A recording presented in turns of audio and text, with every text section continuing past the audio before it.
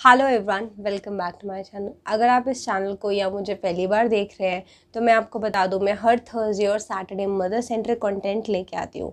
Mother centric से मेरा मतलब है मदर एंड बेबी केयर, कुछ टिप्स और ट्रिक्स और हैक्स, मेरे एक्सपीरियंसेस आपके साथ में इस चैनल पर शेयर करती हूँ। So make sure you subscribe the channel and press the bell icon. आज का टॉपिक बहुत ही ज़्यादा इंपॉर्टेंट है। आज का टॉपिक है सर्दियों में न्यूबॉर्न बेबीज़ की केयर कैसे करें। मैं न्यूबॉर्न के ऊपर वीडियो बना रही हूँ, बट इसे आप अपने 2 से 3 साल के बच्चे के लिए भी यूज़ कर सकते हैं।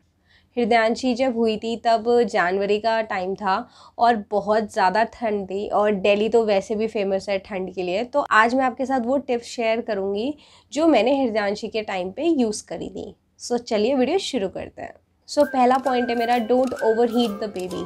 अक्सर हम लोग क्या करते हैं, हम लोगों को जितनी ठंड लगती है हम सोचते हैं बच्चे को उससे 10 गुना ज़्यादा ठंड लग रही होगी, हम उसे ओवर लेयर कर देते हैं।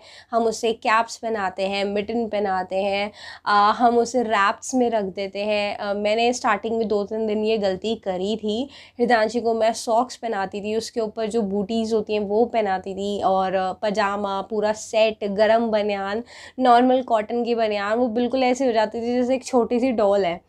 मैंने अपने डॉक्टर से ये बात पूछी तो उन्होंने मुझे ये चीज़ स्ट्रिक्टली मना की कि या तो आप बच्चे के सर कवर रखो या बच्चे के पैर कवर रखो, और उसे एकदम से कपड़ों में पाइल अप करने की ज़रूरत नहीं है। जो भी आपके एरिया का, आपकी सिटी का टेम्परेचर है, जो कपड़ा आप पहन रहे हो उससे एक लेयर एक्स्ट्रा पहना दो। अगर आपको लग रहा है कि आपका हाफ स्लीव्स में काम हो रहा है तो आप अपने बेबी को एक फुल स्लीव्स का होजरी स्टफ़ के जो कपड़े आते हैं वो पहना सकते। अगर आप दिल्ली में रहते हो और दिल्ली में बहुत ज़्यादा ठंड पड़ती है, अगर आप हाफ स्लीव्स के या फुल स्लीव्स के स्वेटर पहन रहे हो तब आप बच्चे को 2 लेयर्स पहनाओ। एक साथ बहुत मोटा स्वेटर पहनाने की ज़रूरत नहीं है। दूसरा पॉइंट है मॉडरेट टेम्परेचर। हमारे घरों का एक रूम का टेम्परेचर और दूसरे रूम के टेम्परेचर से काफ़ी अलग होता है, कभी दिन और रात का फ़र्क होता है। तो बच्चा इस चीज़ में, एक नए एनवायरनमेंट में आया, उस चीज़ से कंफर्टेबल नहीं हो पाता। कोशिश करें आप बच्चे का एक रूम फिक्स कर दें और उस टेम्परेचर के हिसाब से उसे कपड़े पहनाएं। इसका लॉजिक ये है कि अगर बच्चा बार बार रूम में जा रहा है और बिल्कुल न्यूबॉर्न बेबी जो हफ्ते 10 दिन का है, उस बच्चे के लिए उस रूम में कोप अप करना बहुत मुश्किल हो जाएगा। तीसरा पॉइंट है don't over heat the baby. मुझे मेरे डॉक्टर ने सजेशन दिया था कि अगर आप सिर पे कैप पहना रहे हो तो पैरों में सॉक्स मत पहनाओ। अगर आप पैरों में सॉक्स पहना रहे हो तो सिर पे कैप मत पहनाओ। मिटन्स हमेशा कॉटन के होते हैं, पर अगर हम सिर पे कैप भी पहनाएंगे, मिटन्स भी पहना देंगे, ओवर लेयर भी कर देंगे तो बेबी बहुत जल्दी ओवर हीट हो जाता है, और इस चक्कर में हो सकता है बुखार हो जाए, रैशेज़ हो जाएं। कैसे अलग अलग बेबी अलग अलग तरीके से रिएक्ट करते हैं, तो हमें इस चीज़ का ध्यान रखना है कि अपने बेबी को ओवर हीट ना होने दें। चौथा पॉइंट है अकॉर्डिंग टू वेदर कपड़े पहनाएं। बहुत लोग ऐसे होते हैं जिनके एरिया में या सिटी में इतनी ठंड नहीं होती, फिर भी वो न्यू बॉर्न बेबी है इसलिए उसे 4-5 कपड़े पहना देते हैं, जिस वजह से मैंने पहले भी बताया बच्चा ओवर हीट होने के चांसेस है, साथ ही में बुखार हो सकता है। और हमें ये चीज़ समझ नहीं आएगी कि बुखार क्यों हो रहा है। बच्चे को डिस्कम्फर्ट हो सकता है, बच्चे को दूध पीने में दिक्कत हो सकती है। हृदयांशी के साथ ऐसा हुआ था जब स्टार्टिंग में हम लोग बिल्कुल नए नए थे और दिल्ली की सर्दी थी, तो मैं उसे रैप में रखती थी, घर के बने हुए ऊनी स्वेटर्स पहनाती थी, कपड़े, सॉक्स, उस पर लेयर्स। तो उसे स्टार्टिंग आई गेस 8th या 9th डे उसे बुखार हो गया। तब तक उसका अम्बिलिकल कॉर्ड भी नहीं उतरा था, तो हम लोग बहुत ज़्यादा डर गए थे। फिर मैंने अपने डॉक्टर से बात की तो उनका पहला क्वेश्चन ये था कि आपने बच्चे को कपड़े कितने पहना रखे हैं। उसके बाद जब हमने उसकी लेयरिंग थोड़ी सी सही करी, डॉक्टर्स के अकॉर्डिंग करी, तो वो जो बॉडी हीट हो रही थी वो चीज़ ठीक हो गई। चौथा पॉइंट भी कपड़ों से ही रिलेटेड है। कितनी भी सर्दी हो, कुछ भी हो, सबसे पहली जो स्किन पे लेयर होनी चाहिए वो कॉटन की होनी चाहिए। कॉटन की बनियान, आपके जो झबले आते हैं वो यूज़ कर सकते हैं, बहुत सारी चीज़ें आती हैं। उसका रीज़न है बेबी वूल कितना भी सॉफ्ट हो, आप जो बेबीज़ के लिए कपड़े लाए हो ऑब्वियसली बात है आप बहुत ज़्यादा देख के लाए हो, बट न्यूबॉर्न बेबीज़ की स्किन के साथ अगर वो कपड़े टच होते हैं तो चांसेस हैं कि उन्हें कोई रिएक्शन हो सकता है। अगला पॉइंट है मेरा डायपर रैश के ऊपर। मैं स्ट्रेस नहीं कर सकती इस पॉइंट को कि मैंने कितना स्ट्रगल करा है स्टार्टिंग के डेज़ में हृदयांशी के साथ। जब उसे डायपर रैश हो गए थे मैं रोती थी, मुझे लगता था ये मेरी गलती है, मेरे किसी लापरवाही की वजह से हृदयांशी को इतना दर्द झेलना पड़ रहा है। मैं लिटरली रोती थी। मैं आपको साइड में इसकी फ़ोटो दिखा रही हूँ। हम पूरे पूरे दिन इसे धूप में ऐसे लिटाते थे सच में, और मतलब ऐसा हो गया था कि स्किन रेड हो गई थी। मतलब मुझे अंदर से ऐसा लग रहा था कि अंदर की स्किन मुझे दिखने लग गई है। जब भी आप डायपर बनाओ, डायपर कोई भी कंपनी का हो, मैंने अब तक जो भी कंपनीज़ के डायपर यूज़ करे हैं उनके रिव्यूज़ इस चैनल पे हैं आपके पास। आप डायपर पहनाने से पहले बच्चे के पूरे एरिया पे ऑयलिंग ज़रूर करना, चाहे उसके लिए आपको अलग से ऑयल लेना पड़े। मैं जो ऑयल अब तक यूज़ कर रही हूँ, हृदयांशी 9 मंथ्स की हो गई है, वो हिमालय का है। मैंने हिमालय की रेंज के अलावा कुछ और यूज़ नहीं किया। हिमालय का जो मसाज ऑयल होता है मैं वो लगाती हूँ हिप्स एरिया पे, पूरे एरिया पे, एंड फिर उसके बाद डायपर पहनाती हूँ। अगर आपको डायपर रैश के ऊपर पूरी वीडियो चाहिए तो मुझे कमेंट्स में ज़रूर बताइएगा। बाकी इसकी एक क्रीम आती है जिससे बोलते हैं B4 नैपी। इस क्रीम ने हृदयांशी को 4 दिन सफ़र करने के बाद 1 घंटे के अंदर बचा लिया था। मतलब हम लोग 4-5 दिन से बहुत ज़्यादा परेशान थे। मुझे किसी ने सजेस्ट किया, मैं ऑलरेडी अपनी वीडियोस में, कोई भी मेरे से इंस्टाग्राम पे पूछता है तो मैं स्पेशली उसका लिंक उसे भेजती हूँ, उसका स्क्रीनशॉट भेजती हूँ। मैं नहीं चाहती जो हृदयांशी को हुआ वो किसी और को हो। हुआ ये था कि हृदयांशी को डायपर रैश हो गए थे और मुझे आई गेस मैंने 10 क्रीमें यूज़ कर ली थी। मैं ये स्टोरी कभी बाद में कवर करूँगी। मेरे को फिर किसी ने B4 नैपी के बारे में बताया, और B4 नैपी लगाने के 3 या 4 घंटे के अंदर अंदर हृदयांशी नॉर्मल हो गई थी। मैं स्ट्रेस नहीं कर सकती, ये आपकी न्यूबॉर्न बेबी की विंटर समर जब भी हुआ है आपके पास ये ज़रूर होनी चाहिए। वो दिन है, आज का दिन है। मैंने आज तक ऐसा नहीं हुआ कि B4 नैपी का स्टॉक मेरे पास ख़त्म हुआ हो। अगला पॉइंट बहुत ज़्यादा कंट्रोवर्शियल है, बहुत लोगों की हाँ है और बहुत लोगों की ना है। मैं अपने एक्सपीरियंस से बात करूँ तो मुझे हृदयांशी की मसाज बहुत जल्दी शुरू करवा देनी चाहिए थी। हमने करी थी 15 to 16th डे के बाद।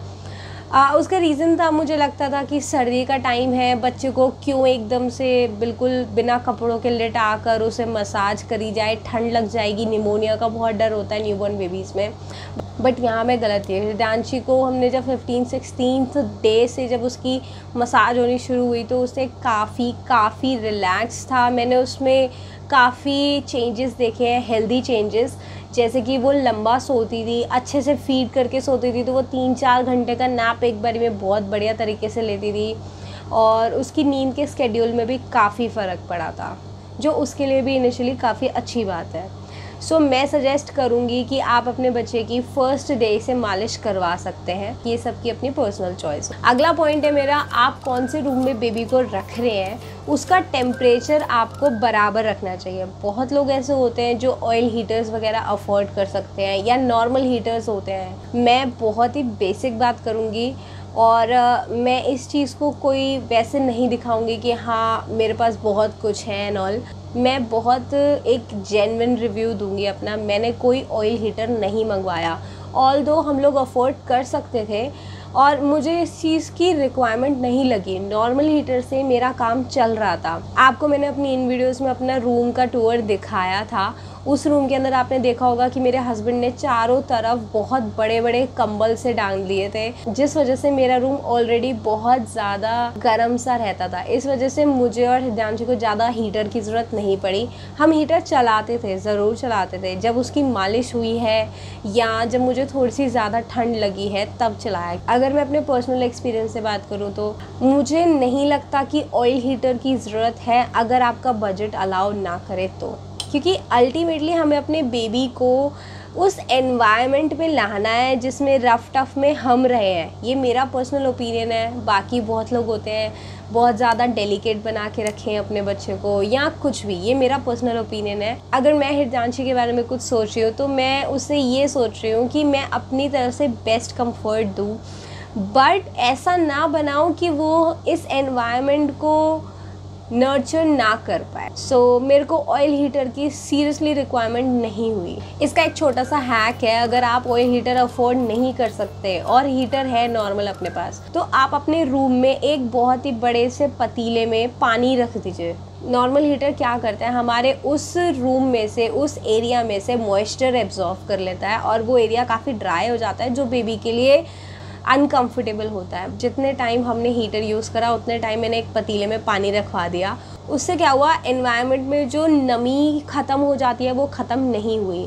सो ये एक छोटा सा हैक है, मुझे किसी ने बताया था। अगर आप चाहें तो आप ये कर सकते हैं। पर अगर आपको लगता है कि आपके बेबी के लिए ऑयल हीटर ज़रूरी है तो मैंने लिंक डिस्क्रिप्शन में दिया हुआ है। के लिए पेमेंट में कोई फ़र्क नहीं आएगा, बट इस चैनल की छोटी सी हेल्प हो जाएगी। सो अगर आप चाहें तो परचेज़ लिंक डिस्क्रिप्शन में है। अगला जो पॉइंट है वो डायपर रैश के ऊपर है। मुझे लगता है कहीं ना कहीं जो रैशेज़ हुए हैं हृदांशी को, उसके पीछे वाइप्स का रोल था। हम कितने भी पैसे डाल लें, हम कितना भी महंगा प्रोडक्ट ले लें, अल्टीमेटली उसमें कुछ % केमिकल होता है। तो वो जो केमिकल वाले वाइप्स हैं आप उसकी रिप्लेसमेंट कर सकते हैं। कंपनी कितना भी बड़ा वादा कर ले कि इसमें नेचुरल ऑयल है, ये 100% सेफ़ है, आपके बेबी को कोई रैश नहीं होगा। मैंने ये चीज़ खुद एक्सपीरियंस की है। जिस दिन से मैंने वेट वाइप्स की बजाय नॉर्मल कॉटन का रोल यूज़ करना शुरू किया है हृदांशी के लिए, उस दिन से आज तक टचवुड उसे दोबारा रैश कभी नहीं हुए। मैं कॉटन का रोल यूज़ करती हूँ। उस रोल को आप थोड़ा सा स्मार्टली यूज़ कर सकते हो। बहुत बड़े बड़े रोल आते हैं, आई गेस 90 रुपीज़ का काफ़ी एक बड़ा रोल आ जाता है। मैं साथ में स्क्रीन में दिखा दूँगी। मैं एक दिन आराम से बैठती हूँ, 15-20 मिनट निकाल के उसके छोटे छोटे स्क्वायर पीसेस काट लेती हूँ। अब जब मुझे हृदांशी को साफ़ करना होता था, जब वो पॉटी वगैरह कर देती थी, जब तक ये न्यू बॉर्न थी तब तक की बात बता रही हूँ मैं, मैंने ऐसा किया आई गेस 3-4 महीने। तो तब मैं क्या करती थी, हृदांशी का एक बाउल बना रखा था, उसमें थोड़ा सा गर्म पानी लिया, कॉटन उसमें डिप करी एंड देन हृदांशी को साफ़ करा। मैं स्ट्रेस नहीं कर सकती कि मुझे उसके बाद हृदांशी की स्किन में कितना फ़र्क दिखा। कोई रेडनेस, कोई रैशेस बिल्कुल नहीं हुए और टिल डेट मैं यही मेथड यूज़ करती हूँ। अब तो हृदांशी काफ़ी बड़ी हो गई है, 6 महीने तक मैंने ये मेथड यूज़ किया है। अगला पॉइंट है मेरा बेबी रैश प्रिवेंशन क्रीम। आपके पास बिफोर नैपी हर हालत में होनी चाहिए, ये मेरी रिकमेंडेशन है। आप आंख बंद करके ये क्रीम ले सकते हो। इस क्रीम का कोई साइड इफ़ेक्ट नहीं है। मैंने शायद 16th या 17th डे हृदांशी को लगाई थी। ऑल्दो ये प्रिवेंशन क्रीम है तो आप इसे हर बार ही लगा सकते हो। बस मैं हृदांशी को हफ्ते में 2 या 3 दिन अभी भी लगाती हूँ, बिकॉज़ अब एक तो वो काफ़ी बड़ी हो गई है। मैंने नॉर्मल डाइपर से क्लोथ डाइपर में स्विच कर लिया है, तो क्लोथ डाइपर में इतनी दिक्कत नहीं होती है। मैंने अमेज़ॉन से क्लोथ डाइपर मंगवाए थे, इसकी भी डिटेल वीडियो आपको इस चैनल पे मिल जाएगी। बिफोर नैपी का परचेज़ लिंक आपको इस चैनल पे मिल जाएगा। मैं आपसे जितने भी प्रोडक्ट्स की बात कर रही हूँ वो सब आपको डिस्क्रिप्शन में मिल जाएंगे। अगर आप उनसे ख़रीदते हो तो ड्रीम मॉम ट्रू चैनल की थोड़ी हेल्प हो जाएगी, सो प्लीज़ वहाँ से परचेज़ करिए। अगला पॉइंट भी मेरा डाइपर को लेके है। आपका बेबी जब तक छोटा यानी 3 से 4 महीने तक आप अपना नॉर्मल हगीज़, पैम्पर्स ये सब यूज़ कर सकते हो। अगर आपको उसके बाद अपने थोड़े से पैसे बचाने और स्मार्ट मूव लेना है तो आप क्लोथ डाइपर में शिफ्ट कर सकते हो। क्लोथ डाइपर के बेनिफिट्स बहुत सारे हैं। ये इको फ्रेंडली है, आप ये रीयूजेबल है, कोई दिक्कत नहीं होती। हृदांशु को आज तक रैशेज़ नहीं हुए। मैंने ट्रायल के लिए 3 मंगवाए थे, उसके बाद मैं अब तक 10 और मंगवा चुकी हूँ। 500 या 700 रुपये का एक पड़ा था। अगर आप किसी ब्रांड की तरफ जाते हो तो 1000 रुपये तक एक डाइपर का सेट पड़ जाता है, जिसमें एक डाइपर होता है, एक इंसर्ट होता है, साथ में मैं आपको वीडियो दिखाई रही हूँ। मैंने जो नॉन ब्रांड वाला डाइपर लिया था उसका लिंक मैं आपको डिस्क्रिप्शन में दे दूँगी, आप वहाँ से वो परचेज़ कर सकते हो। आप नॉर्मल डाइपर यूज़ कर रहे हो या आप क्लोथ डाइपर यूज़ कर रहे हो, आपको बिफोर नैपी ज़रूर लगानी है। रैशेज़ हो गए हैं तब भी, नहीं हुए हैं तो उससे बचाने के लिए है, क्योंकि आपका बेबी बहुत ज़्यादा छोटा है, उससे बहुत ज़्यादा प्रोटेक्शन की ज़रूरत है। अगला पॉइंट भी मेरा डाइपर के ऊपर है। हर 3 से 4 घंटे में डाइपर चेंज करना मस्ट है। जब तक आपका बेबी एटलीस्ट 2 महीने का नहीं होता, हर 2 से 3 घंटे में करिए। चाहे आपको ये बात लगे कि बच्चे ने पॉटी की है या नहीं किया है, या डाइपर हल्का है या नहीं है, बच्चों को रैशेस बहुत बहुत जल्दी हो जाते हैं। कोशिश करिए 3 घंटे से ज़्यादा एक डायपर मत रखिए, at least for first month. Second month से आप इसे 4 to 5 आवर्स कर सकते हो। बहुत सारी ऐसी कंपनीज आती हैं जिस पे लिखा होता है अप टू 12 आवर प्रोटेक्शन। वो 12 घंटे तक आपके कपड़े तो गंदे नहीं करता वो डायपर, पर बच्चे की स्किन पे बहुत ज़्यादा इम्पैक्ट डालता है। अगला पॉइंट है जो मेरी गलती के ऊपर है और शायद ये कोई और नहीं बताएगा, क्योंकि ये गलती मैंने की है। मतलब मेरी थोड़ी सिचुएशन ऐसी हो गई थी। मैं 20th डे के, जिस दिन हृदयांशी 20 दिन की थी, उस दिन अपने मायके में चली गई थी। हुआ क्या था, मेरे फादर इन लॉ की सर्जरी हुई थी, मेरा सी सेक्शन हुआ था, घर में 2 पेशेंट्स थे। मेरी मदर और मेरी मदर इन लॉ ने डिसाइड किया कि मैं अपने घर चली जाऊँ। जब मैं अपने घर गई हूँ, हृदयांशी का पूरा एटमॉस्फेयर चेंज हो गया, हृदयांशी का पूरा एनवायरनमेंट चेंज हो गया। मेरी मजबूरी थी, बट अगर कोई अपनी मर्ज़ी से जा रहा है, बार बार बाहर मत निकलिए, एटलीस्ट फर्स्ट 40 डेज़। देखिए, को अपना रेगुलर चेकअप वगैरह तो करवाने जाना ही पड़ेगा। आजकल सबके पास गाड़ियाँ होती हैं, पर बच्चे के लिए ट्रांजिशन ना, कि घर से बाहर का टेम्परेचर, बाहर से गाड़ी का टेम्परेचर, गाड़ी से फिर कहीं और का टेम्परेचर, फिर स्विच करना, बच्चे के लिए बहुत ज़्यादा दिक्कत हो जाती है।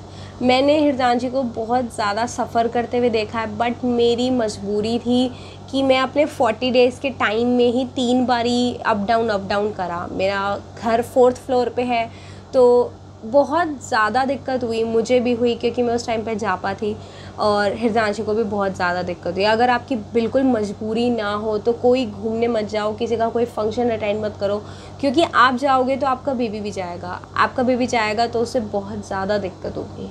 एटलीस्ट फर्स्ट 40 डेज़ इस चीज़ का थोड़ा सा ख्याल रखो। हमारे इंडिया में ये कॉन्सेप्ट बहुत ज़्यादा गलत है कि अगर सर्दी है तो न्यूबॉर्न बेबी को नहलाना नहीं है। ये बहुत गलत है।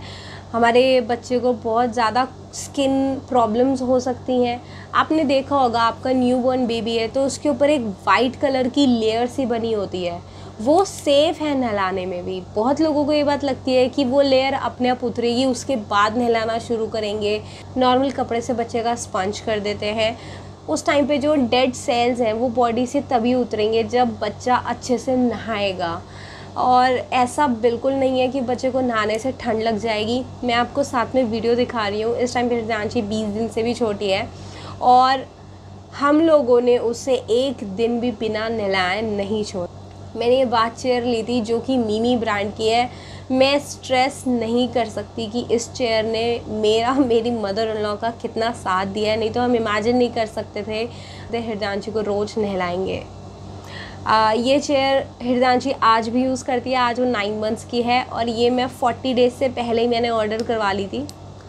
इस चेयर पे हृदयांशी फर्स्ट डे से बात ले रही है, और इसकी बिल्ड क्वालिटी, इसका रिव्यू सब कुछ पॉजिटिव है। आप आंख बंद करके परचेज़ कर सकते हो। मैं पहले भी बता चुकी हूँ, इसका लिंक भी आपको डिस्क्रिप्शन में मिल जाएगा। इसका डिटेल रिव्यू मैं बहुत जल्द चैनल पे अपलोड कर दूँगी। मैं बता नहीं सकती कि हृदयांशी कितनी ज़्यादा कंफर्टेबल रही है इस चेयर पे, और हम लोग भी, क्योंकि आज की डेट में किसी के भी बस की नहीं होती कि अपने बच्चे को अपने पैर पे बिठा के नहला दे, टू बी वेरी फ्रैंक। और मुझे ये चेयर काफ़ी अच्छी लगी, तो आप इसे परचेज़ करना चाहो तो आप कर सकते। अगला जो पॉइंट है वो एक्चुअली में एक मिथ है जो मैं बर्स्ट कर रही हूँ। बहुत लोगों को ये बात लगती है कि बच्चे को जब मालिश करवाई है उसके आधे घंटे के अंदर ही नहला दो, बट मेरा कॉन्सेप्ट ये है कि अगर आप बेबी को मालिश कर रहे हो तो जो भी उस मालिश का फ़ायदा है उसे बॉडी में पेनिट्रेट तो होने दो। मैंने क्या करा था कि हृदयांशी की रात को मालिश होती थी और सुबह वो नहाती थी।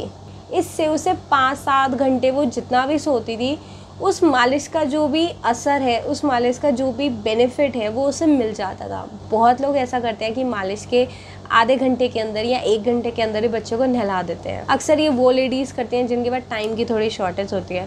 प्लीज़ थोड़ा सा इस चीज़ पे ध्यान रखिए कि अगर आप मालिश कर रहे हो बेबी की, तो उससे उस मालिश का बेनिफिट भी होना चाहिए।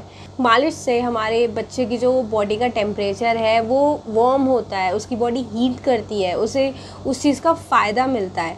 पर आप एकदम से उसे आधे 1 घंटे के बीच में ही नहलाना शुरू कर दोगे तो वो बॉडी का टेम्परेचर गड़बड़ा जाएगा। तो कोशिश करिए कि 4 से 5 घंटे का तो मिनिमम आपको गैप रखना ही है मालिश और नहाने के बीच में। अगला पॉइंट है बहुत ज़्यादा इम्पॉर्टेंट, जिसकी वजह से मैं बहुत ज़्यादा डर गई थी। मैंने ये इस वीडियो में आपके साथ शेयर किया था, आई गेस 3rd या 4th पॉइंट था इस वीडियो का भी, जो था कि बच्चों को हल्का हल्का डैंड्रफ या थोड़ी वाइट कलर की एक लेयर होने लग जाती है, जिसे हम मेडिकल टर्म में बोलते हैं क्रेडल कैप। ये कुछ नहीं होता, बच्चा एक नए एनवायरनमेंट में आया है तो उसके साथ ये थोड़ी बहुत लेयरिंग का इशू हो जाता है। मैं बहुत ज़्यादा डर गई थी, मुझे लगा था कि हृदयांशी को डैंड्रफ हो गया, ये मेरी पानी न पीने की वजह से है, या मेरी तरफ से कोई कमी रह गई होगी, या मेरे थ्रू हृदयांशी को कुछ हो गया। बट ये बिल्कुल नॉर्मल है, ये हर बच्चे को होता है। क्रेडल कैप के ऊपर मैंने डिटेल में वीडियो बना रखी है, आप ये वाली वीडियो चेक कर सकते हैं। बट मैं आपको एक बात बता दूं, क्रेडल कैप के ऊपर कभी भी कॉम यूज़ मत करना, बस उसे हल्का सा ऑयल लगा दो, अपना नॉर्मल जो भी आप बच्चे के लिए ऑयल यूज़ कर रहे हो आप वो ऑयल लगा दो और उसे अपनी फिंगर टिप से हल्का सा सिर पे उसके बच्चे के मालिश कर दो। बहुत तेज़ नहीं, बहुत कम नहीं। कितनी बार ऐसा होता है कि मालिश करने के साथ साथ ही वो बच्चे के स्कैल्प से हट के सिर में आ जाता है, यानी बालों में चिपक जाता है। बिल्कुल कोशिश मत करना कि आप उसे डैंड्रफ को अपनी उंगलियों से खींचो, बिकॉज आप कितना भी धीरे हाथ यूज़ कर लो, न्यूबॉर्न बेबी की स्कैल्प में खिंचाव पड़े और बच्चे को दर्द। तो आप बिल्कुल भी कोशिश मत करना कि आप उसे जो भी वो डैंड्रफ या जो पपड़ी आपको दिख रही है आप उसे खींचो। इसके लिए कोई दवाई मत लेना। अब वो डराते हैं कि अगर आप यूज़ नहीं करोगे तो आपको या आपके बेबी को बहुत ज़्यादा दिक्कत हो जाएगी, बट ऑनेस्टली अपने एक्सपीरियंस के साथ मैं ये चीज़ बोल रही हूँ। हिमालय का मसाज ऑयल में हृदयांशी के सिर पे लगाती थी, अगले दिन हम उसे नहला देते थे। बहुत ही सॉफ्ट ब्रिसल्स के ब्रश आते हैं बच्चों के, मैंने लव लैब का ले रखा है, उसका भी रिव्यू आपको चैनल पे मैं बहुत जल्दी लेके आऊँगी। आप इस चैनल को सब्सक्राइब कर लो, मैं बहुत ज़्यादा यूज़फुल कंटेंट डालती हूँ। खैर ऑफ टॉपिक नहीं होते। तो वो ब्रिसल से आप नॉर्मली भी उसके ऊपर मूव करोगे बहुत हल्के हाथ से, बहुत ध्यान से, तो वो अपने आप आई गेस 2 या 3 दिन में हृदयांशी को फ़र्क पड़ गया था। और उसके बाद आज तक कोई डैंड्रफ, कोई क्रेडल कैप नहीं हुआ। बस मैं नहलाने से पहले और नहलाने के जस्ट बाद हृदयांशी की ऑयलिंग करती हूँ पूरी बॉडी की। और मैंने हृदयांशी की ऑयल्स की रेंज बना रखी है, मैं आपको बता देती हूँ। उसकी मसाज होती है डाबर लाल तेल से, उसका हिमालय के सारे प्रोडक्ट्स हैं, उसके हिमालय का हेयर ऑयल अलग है, उसका मसाज ऑयल अलग है, उसका बम वगैरह का ऑयल अलग है, और एक मेरे पास लोटस का है। लोटस का ऑयल मेरे को कहीं उसके फेस पे या कहीं लगाना होता है, ये बेबी ऑयल है, वो मैंने फेस का अलग रख रखा है। हृदयांशी के पूरे प्रोडक्ट्स की रेंज का वीडियो भी मैं प्रॉपर जल्दी लेके आने वाली हूँ, और इन सब के लिंक्स आपको डिस्क्रिप्शन में मिल जाएंगे। तो आई गेस मैंने 18 से 20 पॉइंट्स बता दिए हैं। इनके अलावा आपको कोई भी प्रॉब्लम हो आप मुझे कमेंट कर सकते हो। मुझे नहीं लगता कि मैंने कोई भी पॉइंट मिस किया है न्यूबॉर्न बेबी की केयर से रिलेटेड। आप ये सारे पॉइंट अपने बच्चे के जब तक आप चाहो तब तक कर सकते हो। सबसे ज़्यादा ज़रूरत न्यूबॉर्न बेबीज़ को होती है। मैं आगे वीडियो लेके आऊँगी कि अगर आप कभी भी मॉनसून में हो रहा है या समर में हो रहा है तो उसका ध्यान कैसे रखें।